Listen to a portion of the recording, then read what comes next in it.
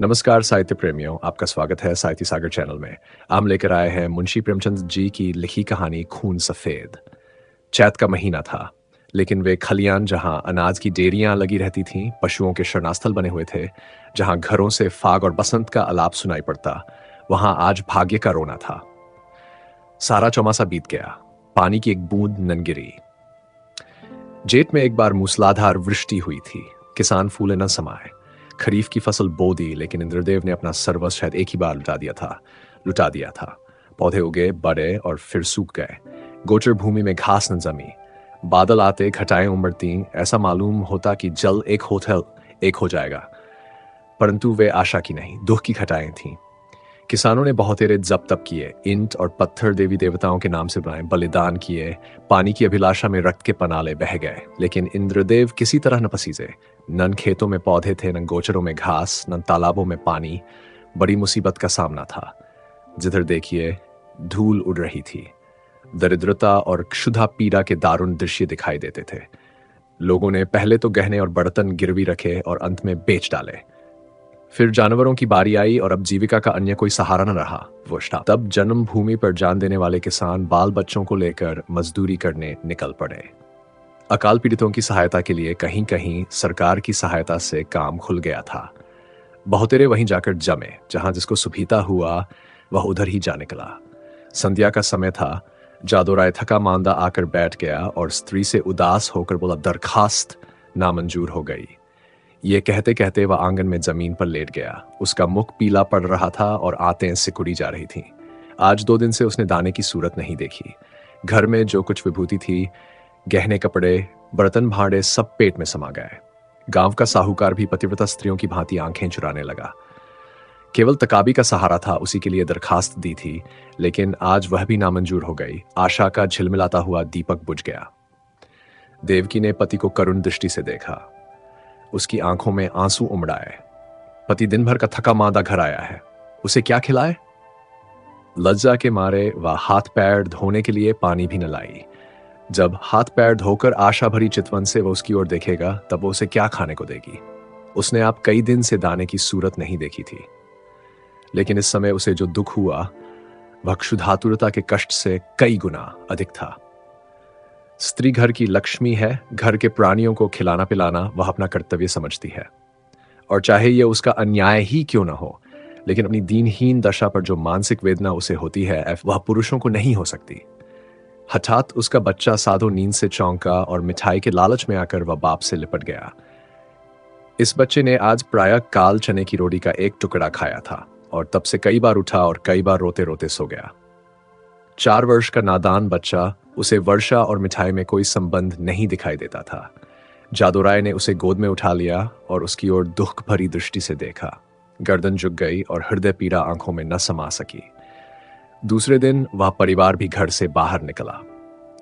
जिस तरह पुरुष के चित्तित अभिमान और स्त्री की लज्जा नहीं निकलती, उसी तरह अपनी मेहनत से रोटी कमाने वाला किसान भी मजदूरी की खोज में घर से बाहर नहीं निकलता।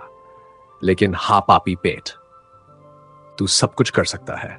मान और अभिमान, ग्लानि और लज्जा के सब चमकते हुए तारे तेरी काली घटाओं की ओट में छिप जाते हैं। प्रभात का समय था। ये दोनों विपत्ति के सताए घर से निकले। जादूराय ने लड़के को पीठ पर लिया। देवकी ने फटे पुराने कपड़ों की वह गठरी सिर पर रखी, जिस पर विपत्ति को भी तरस आता।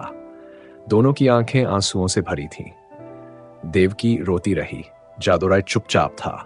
गांव के 2-4 आदमियों से भेंट भी हुई। किसी ने इतना भी नहीं पूछा कि कहां जाते हो। किसी के हृदय में सहानुभूति का वास न था। जब ये लोग लालगंज पहुंचे, उस समय सूर्य ठीक सिर पर था। देखा, मीलों तक आदमी ही आदमी दिखाई देते थे, लेकिन हर चेहरे पर दीनता और दुख के चिन्ह झलक रहे थे। बैसाख की जलती हुई धूप थी। आग के झोंके जोर जोर से हरहराते हुए चल रहे थे। ऐसे समय में हड्डियों के अगणित जांचे, जिनके शरीर पर किसी प्रकार का कपड़ा न था, मिट्टी खोदने में लगे हुए थे, मानो वह मरघट भूमि थी जहां मुर्दे अपने हाथों अपनी कब्र खोद रहे थे। बूढ़े और जवान, मर्द और बच्चे, सबके सब ऐसे निराश और विवश होकर काम में लगे हुए थे, मानो मृत्यु और भूख उनके सामने बैठी गूर रही है। इस आफत में न कोई किसी का मित्र था, न हितु। दया, सहृदयता और प्रेम, ये सब मानवीय भाव है जिनका कर्ता मनुष्य है। प्रकृति ने हमको केवल एक भाव प्रदान किया है और वह स्वार्थ है। मानवीय भाव बहुधा कपटी मित्रों की भांति हमारा साथ छोड़ देते हैं। परेहेश्वर प्रदत्त गुण हमारा ग्लानिहीन छोड़ता। 8 दिन बीत गए थे। संध्या समय काम समाप्त हो चुका था। डेरे से कुछ दूर आम का एक था। वहीं एक पेड़ के नीचे जादोराय और देवकी बैठी हुई थी। दोनों ऐसे कृष्ण हो रहे थी, उनकी सूरत नहीं पहचानी जाती। अब वो स्वाधीन कृष्ण का नहीं रहे। समय के हेर फेर से आज दोनों मजदूर बने बैठे हैं। जमीन पर सुला दिया। उसे कई दिन से बुखार आ रहा है। कमल सा चेहरा मुरझा गया है। देवकी ने धीरे से हिलाकर कहा, आंखें खोलो, देखो सांझ हो गई। साधु ने आंख खोल दी। बुखार उतर गया था। बोला, क्या हम घर आ गए माँ? घर की याद आ गई। देवकी की आंखें डबडबाई। उसने कहा, नहीं बेटा, तुम अच्छे हो जाओगे तो घर चले गए। उठकर देखो कैसा अच्छा बाग है। साधु माँ के हाथों के सहारे उठा और बोला, माँ, मुझे बड़ी भूख लगी है, लेकिन तुम्हारे पास तो कुछ नहीं है। मुझे क्या खाने को दोगी? देवकी के हृदय में चोट लगी, पर धीरज धर के बोली, नहीं बेटा, तुम्हारे खाने को मेरे पास सब कुछ है। तुम्हारे दादा पानी लाते हैं तो नरम नरम रोटियां अभी बनाए देती हूं। साधु ने मां की गोद में सिर रख लिया और बोला, मां, मैं न होता तो तुम्हें इतना दुख न होता। यह कहकर वह फूट फूट कर रोने लगा। यह वही बेसमझ बच्चा है जो 2 सप्ताह पहले मिठाइयों के लिए दुनिया सिर पर उठा लेता था। दुख और चिंता ने कैसा अनर्थ कर दिया है। यह विपत्ति का फल है। कितना दुखपूर्ण, कितना करुणाजनक व्यापार है। इसी बीच में कई आदमी लालटेन लिए हुए वहां आए। फिर गाड़ियां आई। उन पर डेरे और खेमे लदे हुए थे। दम के दम यहां खेमे गड़ गए। सारे बाग में चहल पहल नजर आने लगी। देवकी रोटियां सेंक रही थी। साधु धीरे धीरे उठा और आश्चर्य से देखता हुआ एक डेरे के नजदीक जाकर खड़ा हो गया। पादरी मोहनदास खेमे से बाहर निकले तो साधु उन्हें खड़ा दिखाई दिया। उसकी सूरत पर उन्हें तरस आ गया। प्रेम की नदी उमड़ाई। बच्चे को गोद में लेकर खेमे एक गद्देदार कोच पर बिठा दिया और तब बिस्कुट और केले खाने को दिए। लड़के ने अपनी जिंदगी में इन स्वादिष्ट चीजों को कभी न देखा था। बुखार की बेचैन करने वाली भूख अलग मार रही थी। उसने खूब अमन भर खाया और तब कृतज्ञ नेत्रों से देखते हुए पादरी साहब के पास जाकर बोला, तुम हमको रोज ऐसी चीजें खिलाओगे? पादरी साहब इन भोलेपन पर मुस्कुरा के बोले, मेरे पास इससे भी अच्छी अच्छी चीजें हैं। इस पर साधु राय ने कहा, मैं रोज तुम्हारे पास आऊंगा। मां के पास ऐसी अच्छी चीजें कहां? वह मुझे रोज चने की रोटियां खिलाती है। उधर देवकी ने रोटियां बनाई और साधु को पुकारने लगी। साधु ने मां के पास आकर कहा, मुझे साहब ने अच्छी अच्छी चीजें खाने को दी हैं। साहब बड़े अच्छे हैं। देवकी ने कहा, मैंने तुम्हारे लिए नरम नरम रोटियां बनाई हैं, आओ तुम्हें खिलाऊं। साधु बोला, अब मैं न खाऊंगा। साहब कहते थे कि मैं तुम्हें रोज अच्छी अच्छी चीजें खिलाऊंगा। मैं अब उनके साथ रहा करूंगा। मां ने समझा कि लड़का हंसी कर रहा है। उसे छाती से लगाकर बोली, क्यों बेटा, हमको भूल जाओगे? देखो मैं कितना प्यार करती हूं। साधु तुतलाकर बोला, तुम तो मुझे रोज चने की रोटियां दिया करती हो, तुम्हारे पास तो कुछ नहीं है। साहब मुझे आम खिलाएंगे।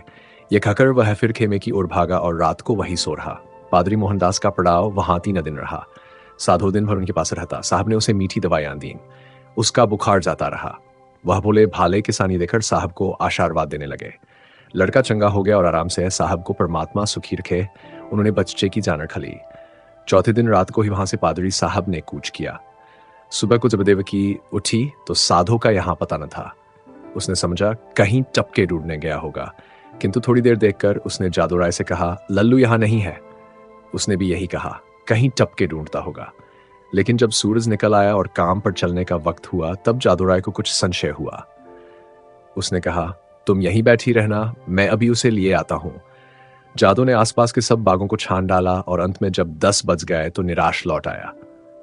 साधु न मिला। यह देखकर देवकी डाढ़ें मारकर रोने लगी। फिर दोनों अपने लाल की तलाश में निकले। अनेक विचार चित्त में आने जाने लगे। देवकी को पूरा विश्वास था कि उस साहब ने उस पर कोई मंत्र डालकर वश में कर लिया। लदो को इस कलना के मान लेने में कुछ संदेह था। बच्चा इतनी दूर अनजान रास्ते पर अकेले नहीं जा सकता। फिर भी दोनों गाड़ी के पहियों और घोड़े के टापों के निशान देखते चले जाते थे। यहां तक कि एक सड़क पर आ पहुंचे। वहां गाड़ी के बहुत से निशान थे। उस विशेषली की पहचान न हो सकती थी। घोड़े के टाप भी एक झाड़ी की तरफ जाकर गायब हो गए। आशा का सहारा टूट गया। दोपहर हो गई थी। दोनों धूप के मारे बेचैन और निराशा से पागल हो रहे थे। वहीं एक वृक्ष की छाया में बैठ गए। देवकी अदोराय ने उसे समझाना शुरू किया। जब जराधु पकीते जी कम हुई तो दोनों फिर आगे चले, किंतु अब आशा की जगह निराशा साथ थी। घोड़े के टापों के साथ उम्मीद का धुंधला निशान गायब हो गया था। शाम हो गई। इधर उधर गायों बैलों के झुंड निर्जीव से पड़े दिखाई देते थे, या दोनों दुखिया हिम्मत हारकर एक पेड़ के नीचे टिकर है। उसी वृक्ष पर मैंने का एक जोड़ा बसेरा लिए हुए था। साशावक आज ही एक शिकारी के चंगुल में फंस गया था। दोनों दिन भर उसे खोजते फिरे। इस समय निराश होकर बैठे रहे। देवकी और जादू को अभी काशा की झलक दिखाई देती थी, इसीलिए वे बेचैन थे। 3 दिन तक ये दोनों अपने खोए लाल की तलाश करते, दाने से फेंट नहीं, प्यास से बेचैन होते। 2-4 घूंट पानी गले के नीचे उतार लेते। आशा की जगह निराशा का सहारा था। दुख और करुणा के सिवाय और कोई वस्तु नहीं। किसी बच्चे के पैर के निशान देखते तो उनके दिलों में आशा था, भय की लहरें उठने लगती थी। लेकिन प्रत्येक पग उन्हें अभीष्ट स्थान से दूर लिए जाता था। इस घटना को हुए 14 वर्ष बीत गए। इन 14 वर्षों में सारी काया पलट गई। चारों ओर राम राज्य दिखाई देने लगा। इंद्रदेव ने कभी उस तरह अपनी निर्दयता न दिखाई, और नजमी ने नहीं। उमड़ी हुई नदियों की तरह नाज़ सिड़कियां भरी चलीं। उजड़े हुए गांव किसान बन बैठे और किसान जायदाद तलाश में दौड़ने लगे। वही चैत के दिन थे। खलियानों में अनाज के पहाड़ खड़े थे। भाड़ और भिखमंगे किसानों की बढ़ती के तराने गा रहे थे। सुनारों के दरवाजे पर सारे दिन और तक गाहकों को गाज मुखट लगा रहता था। दर्जी को सिर उठाने की फुर्सत न थी। इधर उधर दरवाजों पर घोड़े हिनहिना रहे थे। देवी के पुजारियों को अजीर्ण हो रहा था। जादू राय के दिन भी फिरे। घर पर छप्पर की जगह खप्पर ऐल हो गया है। दरवाजे पर अच्छे बैलों की जोड़ी बांधी हुई है। वह अब अपनी बहली पर सवार होकर बाजार जाया करता है। उसका बदन अब उतना सुडौल नहीं। पेट पर इस सुदशा का विशेष प्रभाव पड़ा है और बाल भी सफेद हो चले हैं। देव की गिनती भी गांव की बूढ़ी औरतों में होने लगी है। व्यावहारिक बातों में उसकी बड़ी पूत फिर जब किसी पड़ोसन के घर जाती है आती है तो वहां की बहुएं भय के मारे थरथराने लगती हैं। उसके कटुवा की और तीव्र आलोचना की सारे गांव में धाक बाधी हुई है। महीन कपड़े अब उसे अच्छे नहीं लगते, लेकिन गहनों के बारे में वह उतनी उदासीन नहीं है। उनके लिए जीवन का दूसरा भाग इससे कम उज्जवल नहीं है। उनकी 2 संतानें हैं। लड़का माधो सिंह अब खेती बाड़ी के काम में बाप की मदद करता है। लड़की का नाम शिवगौरी है। अभी माँ को चक्की पीसने में सहायता दिया करती और खूब गाती है। बर्तन धोना उसे पसंद नहीं, लेकिन चौकाल गाने में निपुण है। गुड़ियों के ब्याह करने से उसका जी कभी नहीं भरता। आए दिन गुड़ियों के विवाह होते रहे। हाँ, इनमें किफायत का पूरा ध्यान रहता है। खोए हुए साधुओं की याद अभी बाकी है। उसकी चर्चा नित्य हुआ करती है और कभी बिना रुलाए नहीं रहती। देव की कभी कभी सारे दिन उस लाडले बे की सुध में अधीर रहा करती है। सांझ हो गई थी। बैल दिन भर के थके मांदे से झुकाए चले आते थे। पुजारी ने ठाकुर द्वारे में घंटा बजाना शुरू किया। आज कल अफसल के दिन है। रोज पूजा होती है। जादू राय खार पर बैठे नारियल पी रहे। शिवगौरी रास्ते में खड़ी उन बैलों को सरही जो उसके भूमिस्थ विशाल भवन का निरादर करके उसे रौंदते चले जाते थे।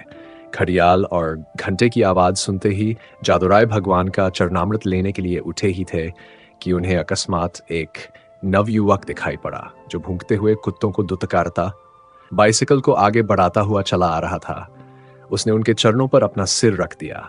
जादूराय ने गौर से देखा और तब दोनों एक दूसरे से लिपट गए।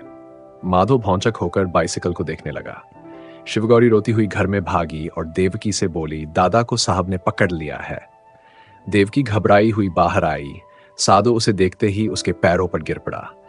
देवकी से छाती से लगाकर रोने लगी। गांव के मर्द, औरतें और बच्चे सब जमा हो गए। मेला सा लग गया। साधु ने अपने माता पिता से कहा, मुझ अभागे से जो कुछ अपराध हुआ हो उसे क्षमा कीजिए। मैंने अपनी नादानी से स्वयं बहुत कष्ट उठाए और आप लोगों को भी दुख दिया, लेकिन अब मुझे अपनी गोद में लीजिए। देवकी ने रोकर कहा, जब हमको छोड़कर भागे थे तो हम लोग तुम्हें 3 दिन तक बेदाना पानी के ढूंढते रहे, पर जब निराश हो गए तब अपने भाग्य को रोकर बैठ रहे। तब से आज तक कोई ऐसा दिन न गया कि तुम्हारी सुधि ना आई हो। रोते रोते एक युग बीत गया। अब तुमने खबर ली है, बताओ बेटा, उस दिन तुम कैसे भागे और कहां जाकर रहे? साधु ने लज्जित होकर उत्तर दिया, माताजी, अपना हाल क्या कहूं। मैं पहर रात रहे आपके पास से उठकर भागा। पादरी साहब के पड़ाव का पता शाम ही को पूछ लिया था। बस पूछता हुआ उनके पास दोपहर को पहुंच गया। साहब ने मुझे पहले समझाया कि अपने घर लौट जाओ, लेकिन जब मैं किसी तरह राजी न हुआ तो उन्होंने मुझे पूना भेज दिया। मेरी तरह वहां सैकड़ों लड़के थे। वहां बिस्कुट और नारंगियों का भला क्या जिक्र। जब मुझे आप लोगों की याद आती मैं अक्सर रोया करता, मगर बचपन की उम्र थी। धीरे धीरे उन्हीं लोगों से हिल मिल गया। हाँ, जब से कुछ होश हुआ है और अपना पराया समझने लगा हूँ, तब से अपनी नादानी पर हाथ मलता रहा हूँ। रात दिन आप लोगों की रट लगी हुई थी। आज आप लोगों के आशीर्वाद से ये शुभ दिन देखने को मिला। दूसरों में बहुत दिन काटे, बहुत दिनों तक अनाथ रहा। अब मुझे अपनी सेवा में रखिए। मुझे अपनी गोद में लीजिए, मैं प्रेम का भूखा हूं, बरसों से मुझे जो सौभाग्य नहीं मिला वह अब दीजिए। गांव के बहुत से बुड्ढे जमा थे, उनमें से जगत सिंह ने बोले, तो क्यों बेटा, तुम इतने दिनों तक पादरियों के साथ रहे, उन्होंने तुमको भी पादरी बना लिया होगा। साधो ने सिर झुकाकर कहा, जी हां, यह तो उनका दस्तूर है।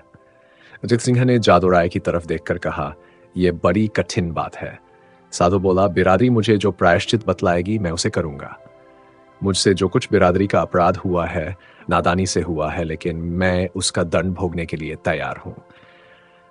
जगत सिंह ने फिर जादू राय की तरफ कनखियों से देखा और गंभीरता से बोले, हिंदू धर्म में ऐसा कभी नहीं हुआ है। यो तुम्हारे माँ बाप तुम्हें अपने घर में रख ले, तुम उनके लड़के हो, मगर बिरादरी कभी इस काम में शरीक न होगी। बोलो जादू राय, क्या कहते हो, कुछ तुम्हारे मन की भी तो सुन ले। जादू राय बड़ी दुविधा में था। एक ओर तो अपने प्यारे बेटे की प्रीति थी, दूसरी ओर बिरादरी का भय मारे डालता था।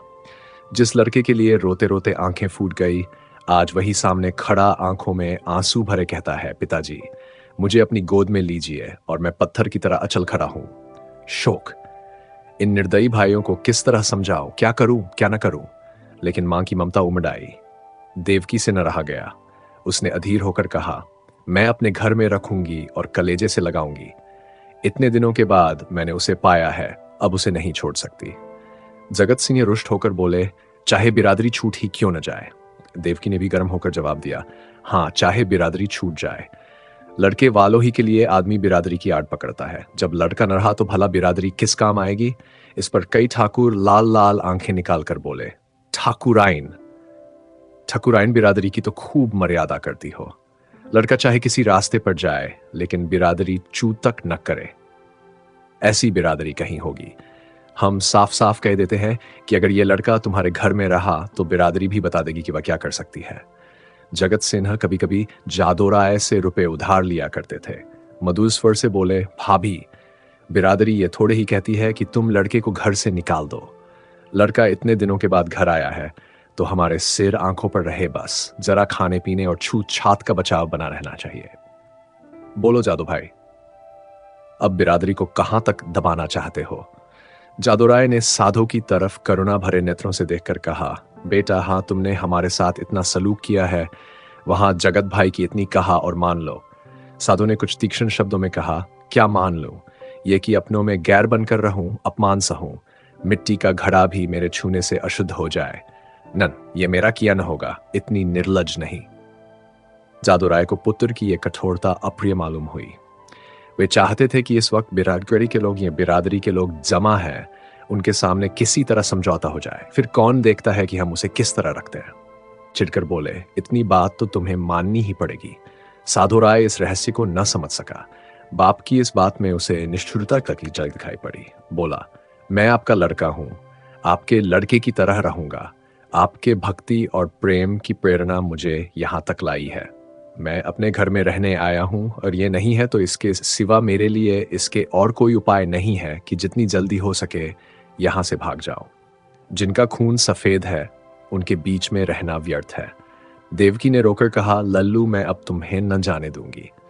साधो की आंखें भर आई पर मुस्कुराकर बोला, मैं तो तुम्हारी थाली में खाऊंगा।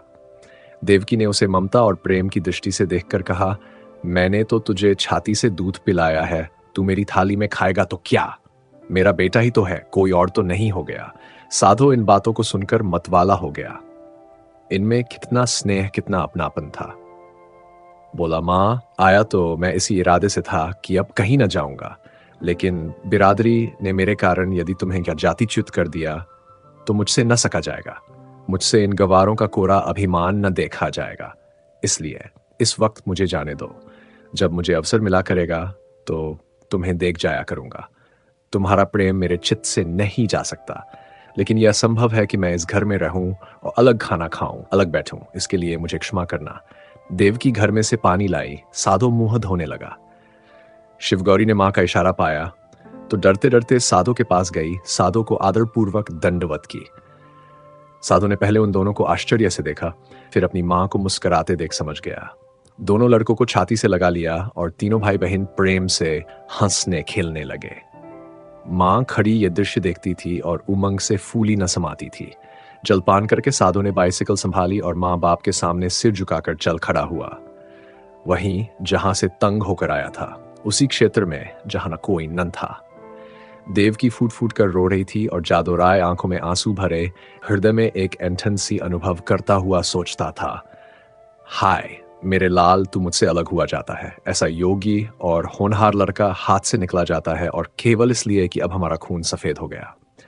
यदि इस प्रस्तुति ने आपके हृदय को स्पर्श किया हो तो कृपया इस वीडियो को लाइक करें, कमेंट करें और साहित्य सागर चैनल को सब्सक्राइब करना न भूलें। धन्यवाद।